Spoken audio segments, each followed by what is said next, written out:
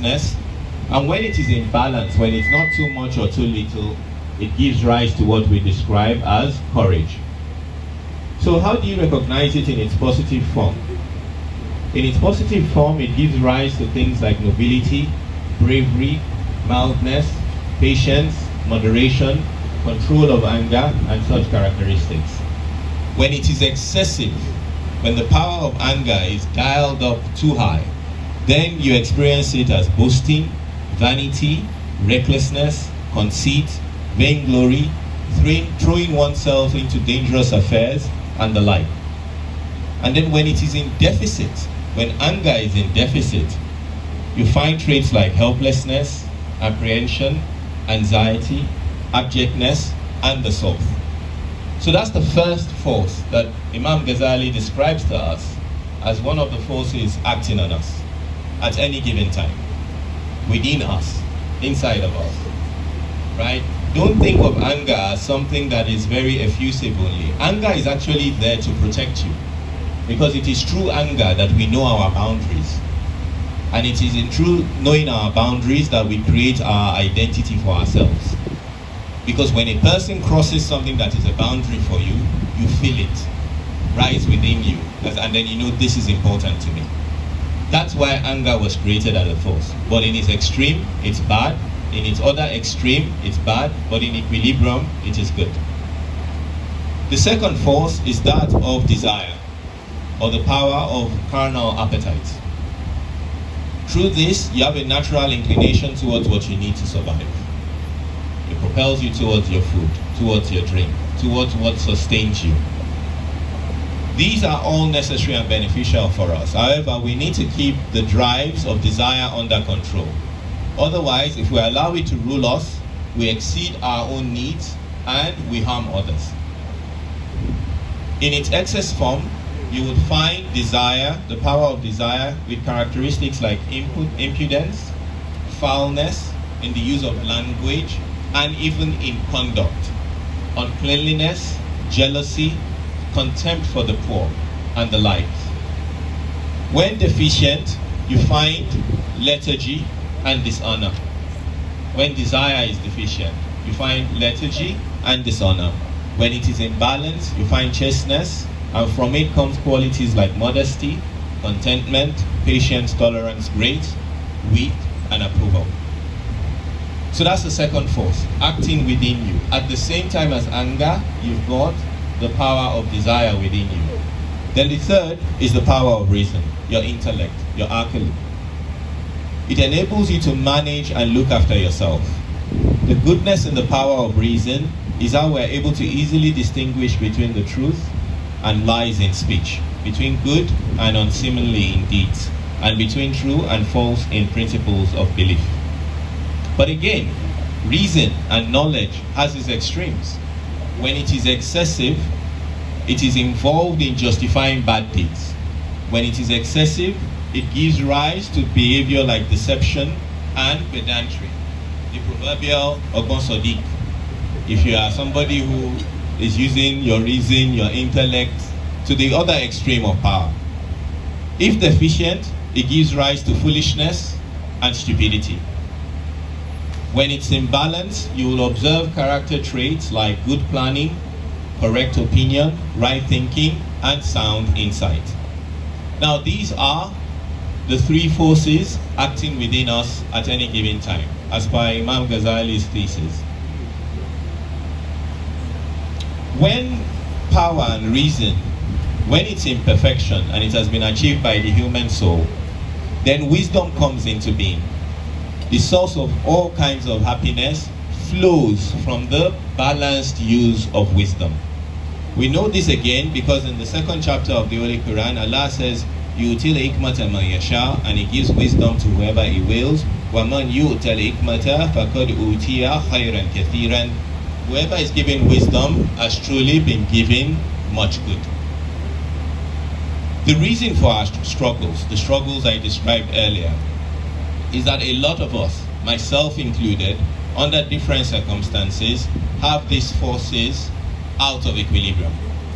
So, the power of anger, for instance, the force that propels you forward, and it's the armor that you possess that helps you create identity, like I said, is moderated not only by religious law, all the stuff that you hear in the lectures and you read yourself in the religious text that we try to practice, and not only religious law, but by the command of wisdom.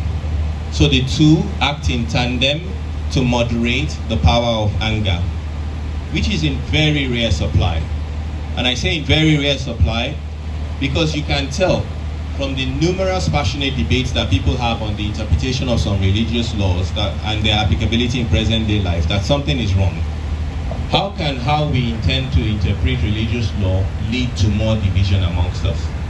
So when properly moderated, the power of anger rises and ends under the command of the two moderating forces of intellect, reason, and the religious law, applying religious law within the limits of reason.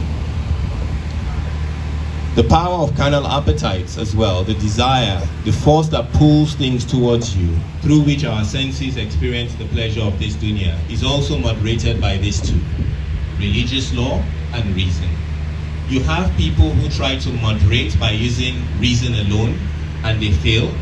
And you have people who try to moderate it by using religious law alone and they fail.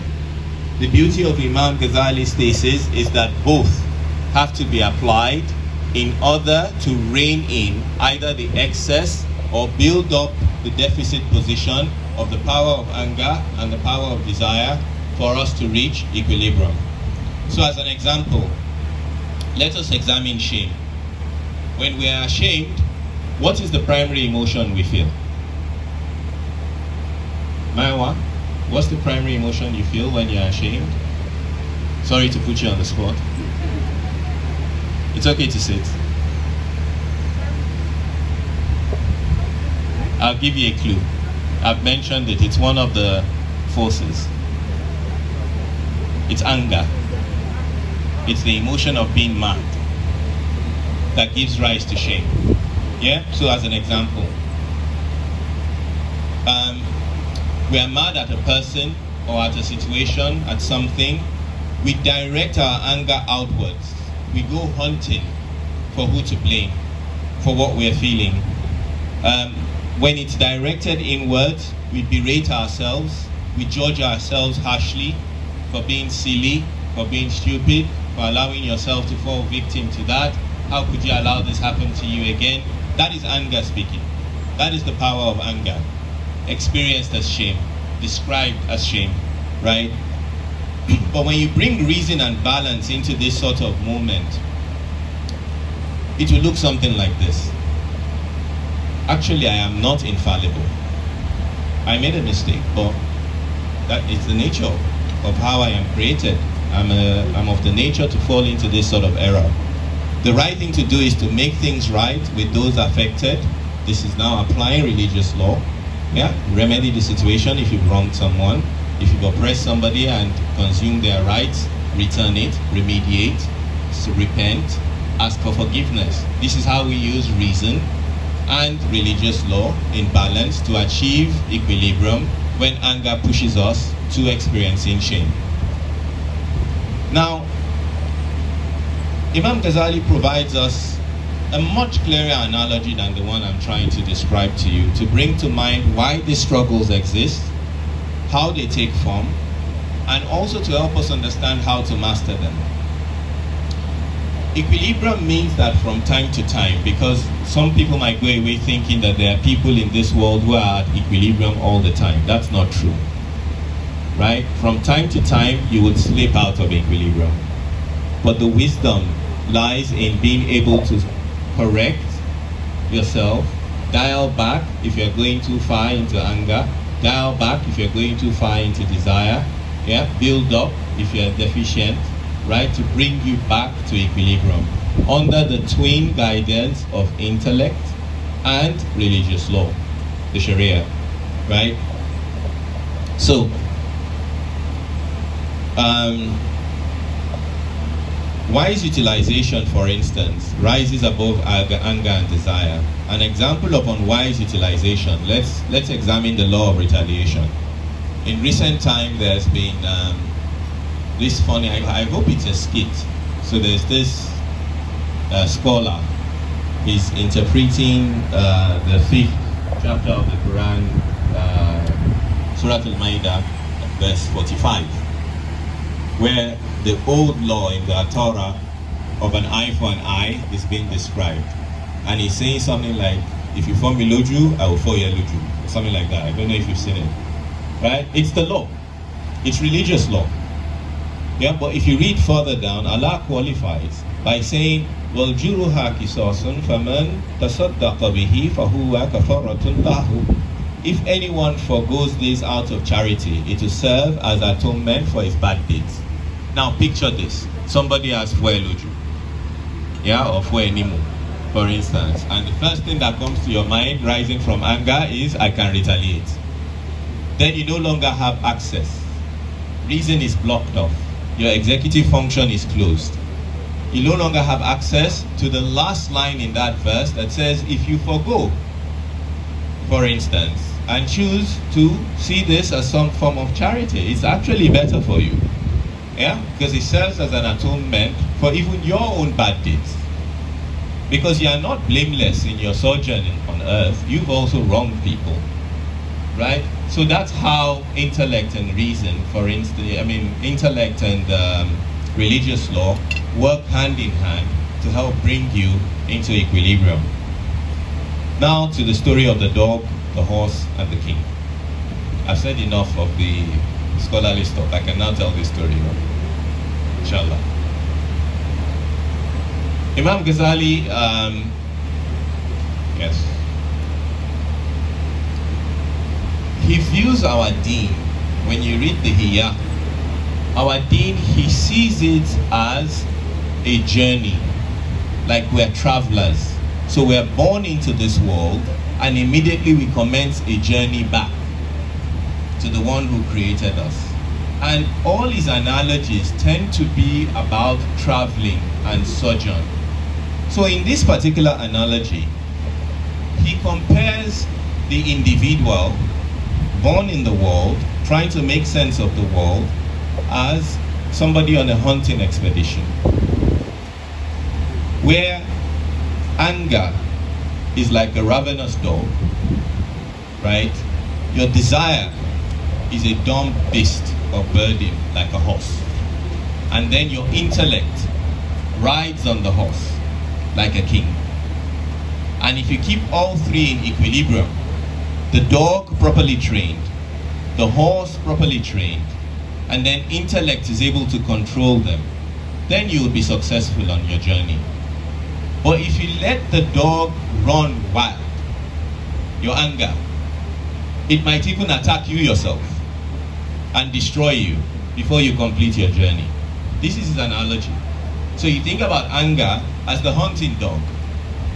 When not properly trained, one, it will not tell you where any game is, where the direction is. It will not help you in your hunt.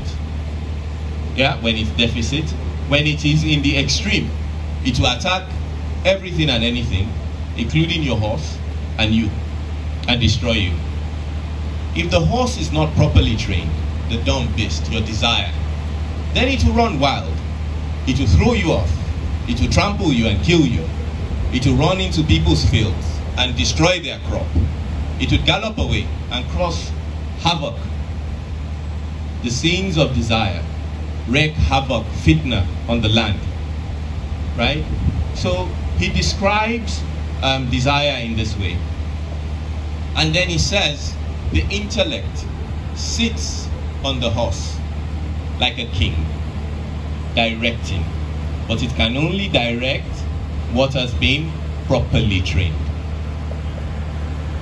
So our task, therefore, is to find ways to control anger, to control desire, not dial it down too much, not dial it up too much, but to keep it in equilibrium. Now, the recently concluded general elections in Nigeria, for instance, controversial topic, but I'll go there, yeah, offers a very useful live case of what Imam Ghazali has described here. A conclusively concluded general election, but is still a major part of our reality. Yeah, we are just not able to move.